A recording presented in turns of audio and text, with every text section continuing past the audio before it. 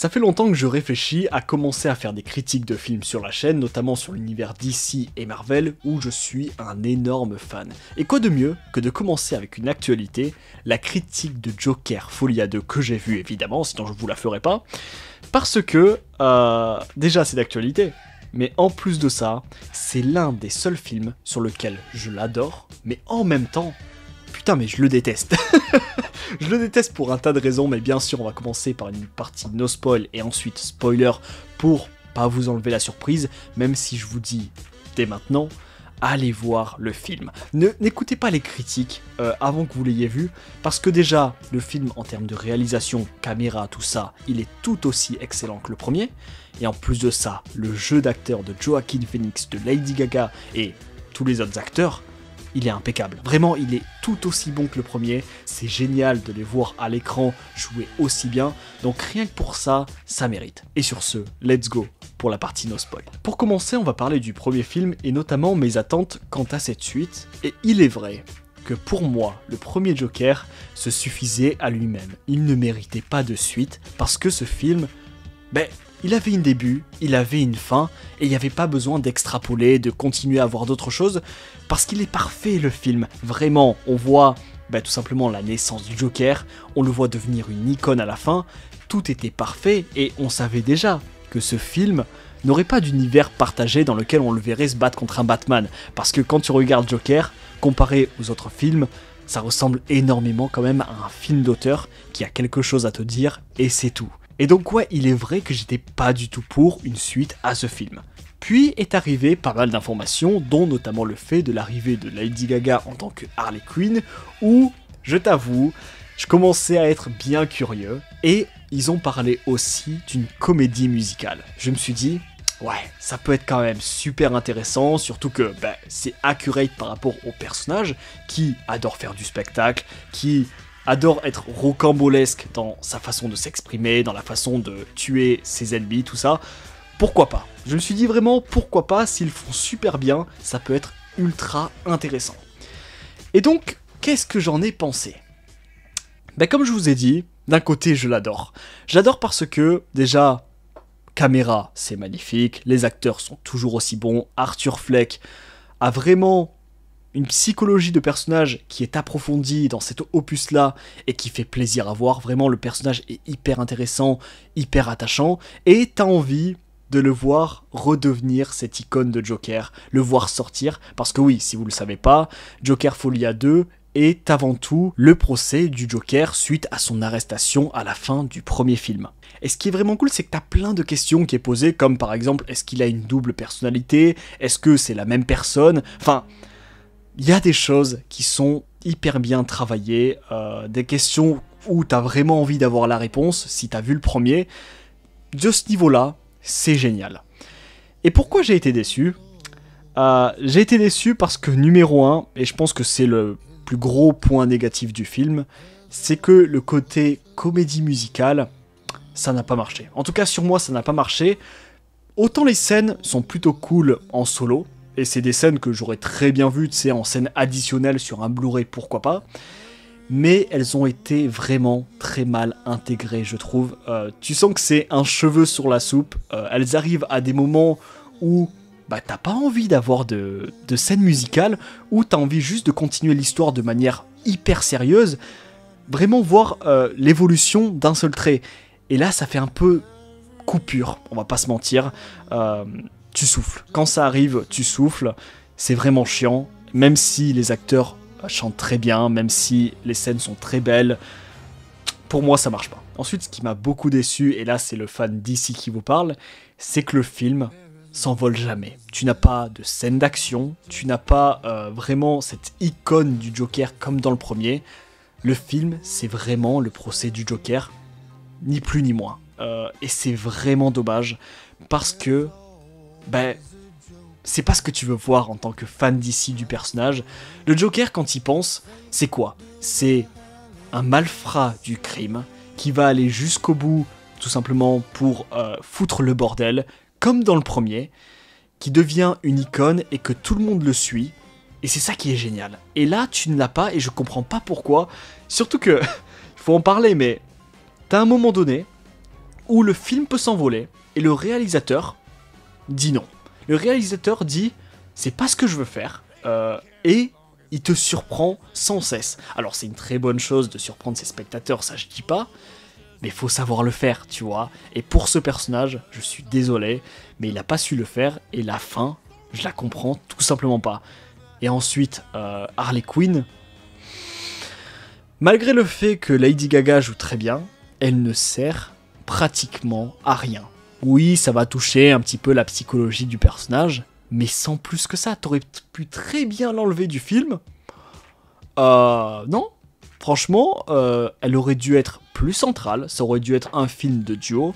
Là, c'est plus un personnage secondaire, mais vraiment très très secondaire.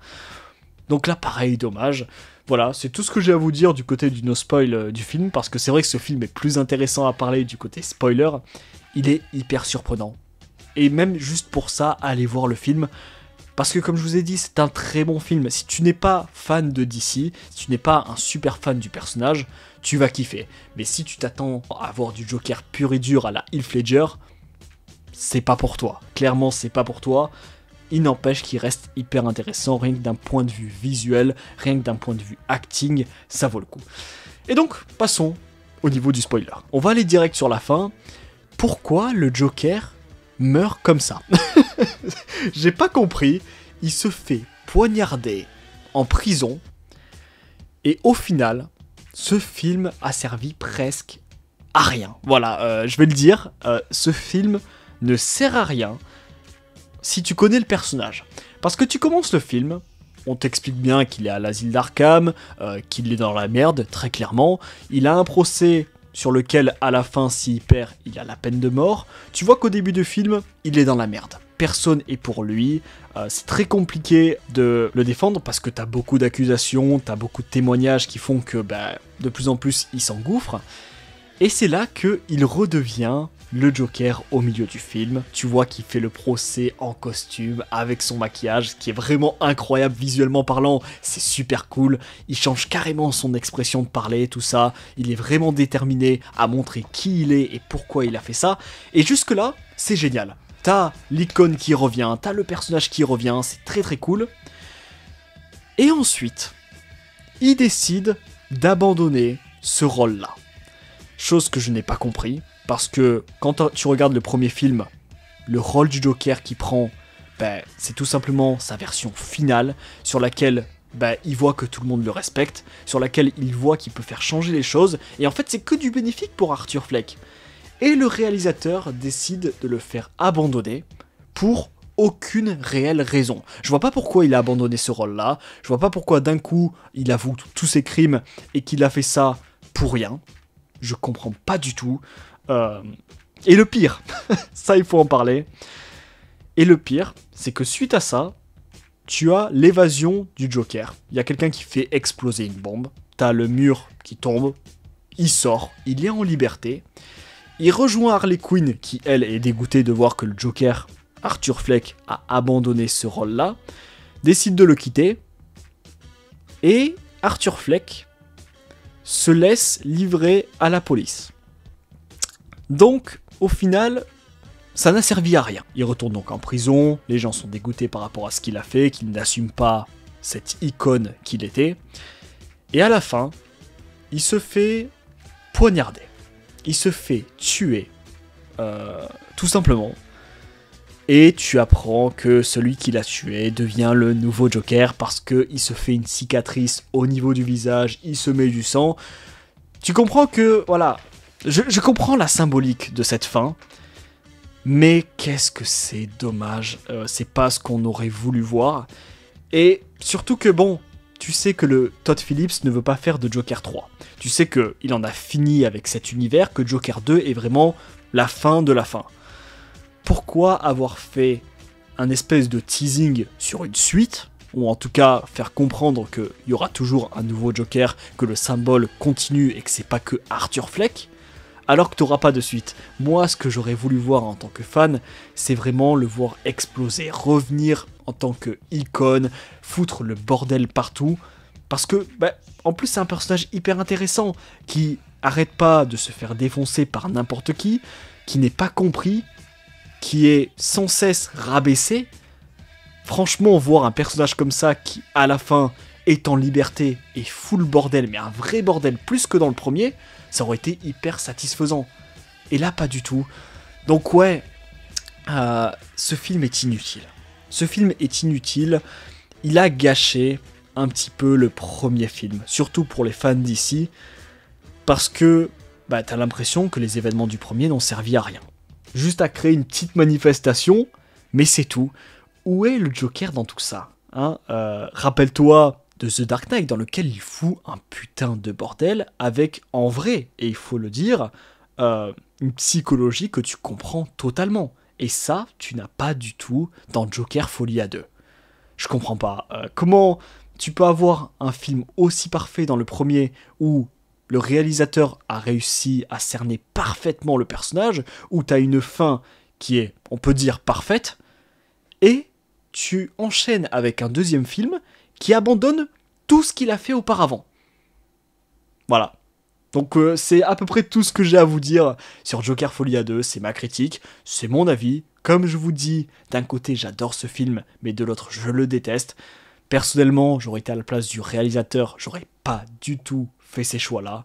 Mais bon, c'est comme ça, que voulez-vous? En tout cas, allez voir le film si vous l'avez pas vu, ça vaut quand même le coup. Et sur ce les amis, je vous dis à très vite pour une prochaine vidéo.